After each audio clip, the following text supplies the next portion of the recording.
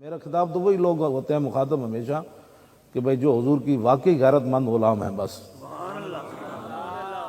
نہ میں ایسے نمازیوں کا قائل ہوں کہ امام مسلم کے پیچھے 36,000 نیت باندھیں اور جب سلام پھرے تو ایک بھی پیچھے نہ کھڑا ہو. تو ہمیں سے پریشانی بھی نہیں ہوتی، لیکن کم از کم تنبیہ ہم ضرور کرتے ہیں کہ جس بندہ ادھر جناب کھو سبحان اللہ جی ادھر تے نہیں آ سکتے جناب، حالات نہیں ٹھیک. تو ایسے بندہ جو ہے اس کو ویسے بھی ایسے جناب کوئی بیٹھا ہے، کوئی جناب دیکھ رہا ہے دوسرے کو، بھئی یہ ہاتھ اٹھا رہا ہے، تو پھر سمجھا ہمیں کہ دین کیا ہے. تجھے ہم سٹیج دے دیتے، ہم ادھر بیٹھ جاتے. میں نے کل بھی پرسوں بھی یہ جتنے بھی تھے میں نے افسران ان کو کہا، میں نے کہا دو ہی باتیں ہیں، یا دین سمجھو یا ہمیں سمجھاؤ، تیسرا بات نہیں ہے. آپ میں کہا میں آپ کے سامنے بیٹھ جاؤں، مجھے سمجھاؤ دین کیا ہے، ورنہ سمجھو. تیسری صورت یہ ہے کہ جن ٹوٹوں سے آپ نے دین سیکھا ہے یا ٹوٹ ہمارے سامنے لاؤ. بس تین ہی باتیں. جن لوگوں نے تمہیں غلط دین سمجھایا ہے وہ ٹوٹ ہمارے سامنے لاؤ، ایک گھوڑ پواؤ دنیا تے ساڑا، ایک میچ کراؤ.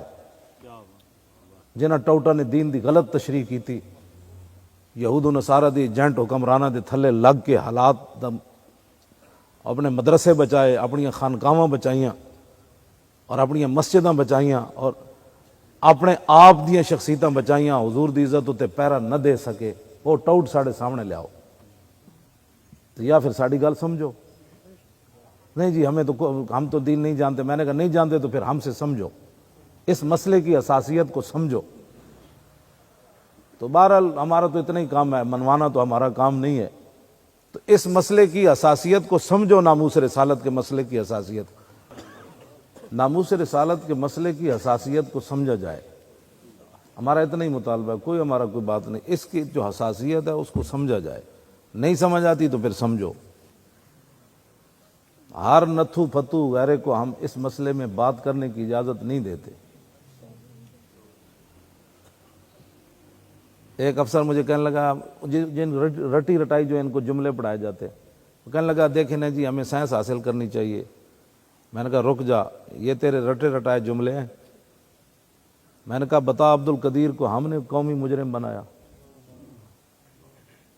ایسے کانپنے لگا.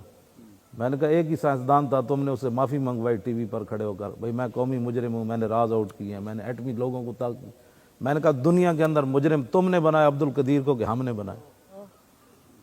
پھر ایسے جواب ہی کوئی. میں نے کہا یہ رٹی رٹائی جملے میرے سامنے نہ بول، میں جانتا ہوں ساری باتیں، میرا منہ نہ کھلواؤ. ہاں بس ہم سے ایک ہی مطالبہ آپ سے کرتے ہیں کہ حضور کی ناموس کے مسئلے کو سمجھو. یہ نہیں سمجھ آتی تو پھر ہمارے پاس آؤ، ہمارے سامنے اس مسئلے میں کوئی بات نہ کرے. باقی جانیں عزتیں آبرویں ساری انہی کے لیے ہیں.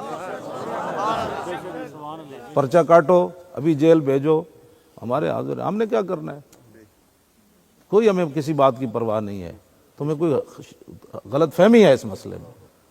ہاں بس اتنی بات میں آپ کو بھی کہنا چاہتا ہوں کہ اس مسئلے کی حساسیت کو آپ بھی سمجھیں. حضرت جی قبلہ پیر اعجاز احمد صحابہ حضور کے گھر کھانا کھا کر بیٹھ گئے. میرے آقا اندر گئے، دیکھا کھانا کھا کر یہ باتیں کر رہے ہیں. اب میرے آقا باہر نکل آئے، تھوڑی دیر انتظار فرمایا، پھر حضور اندر گئے، دیکھا تو صحابہ باتیں کر رہے ہیں. بس اتنی دیر لگی، اللہ نے قرآن کی آیت نازل کر دی.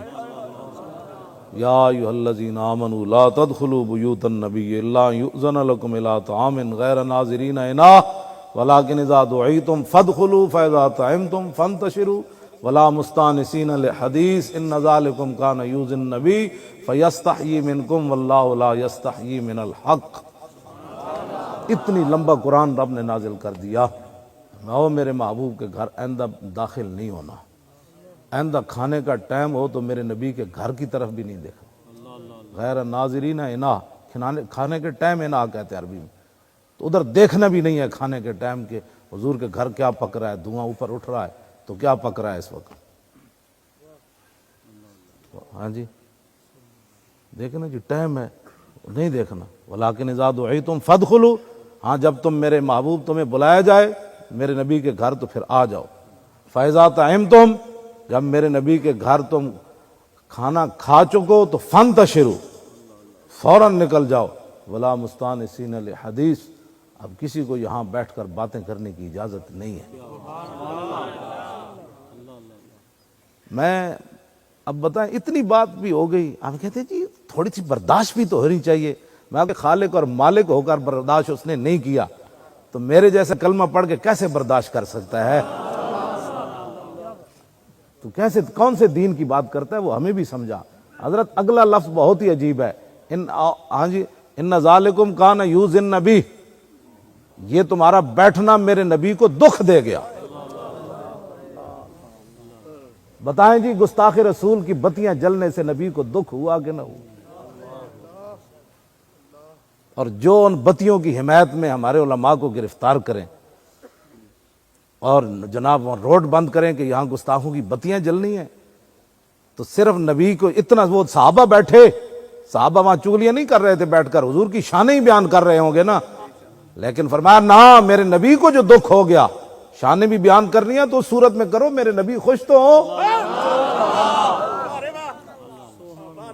یہ ہے بات، اس مسئلے کو، حساسیت کو سمجھا جائے۔ اتنی بات ہے نا جی، آج لوگ ہمیں کہتے ہیں جی تھوڑا سا تحمل کرو جی، تھوڑی سی برداشت پیدا کرو۔ میں کہ وہ خالق اور مالک ہو کر صحابہ پوری امت گرد راہ کو بھی نہیں پہنچ سکتی، رب نے ان کی اس بات کو برداشت نہ کیا کہ میرے نبی کے دل میں گزر گئی کہ تم ابھی بیٹھے ہوئے نکلے نہیں۔ تو یہ باتیں ہیں جو سمجھنے والی ہیں، اور نہیں اگر کسی کو سمجھ آتی تو ہمارے پاس تو تھرمامیٹر نہیں ہے کہ اس کو سمجھایا جائے، لیکن وہ کوشش کرے۔ یہ مسئلہ بہت ہی حساس ہے، سب سے بڑا کائنات میں مسئلہ حساس ہے ہی یہ، ہاں جی ہے ہی یہ۔